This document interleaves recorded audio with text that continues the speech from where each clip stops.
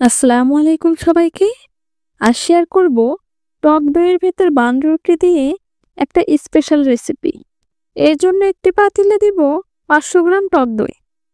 এবার নিয়েছি 2টা বানরুটি। এবার এগুলো ছিঁড়ে টুকরো করে দিয়ে একটা চামচ দিয়ে দইয়ের সাথে মিশিয়ে নিলাম। এবার দিব 1/3 কাপ চিনি, হাফ চা চামচ বিট লবণ ও একটা লেবুর রস।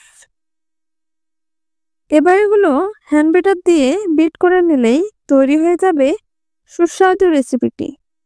আপনারা চাইলে ব্লেন্ডারও তৈরি করে নিতে পারেন। আমার ভিডিওটি যদি ভালো লেগে থাকে তাহলে কমেন্টে জানাবেন ও লাইক সাবস্ক্রাইব করে পাশে থাকবেন। ধন্যবাদ সবাইকে। আল্লাহ হাফেজ।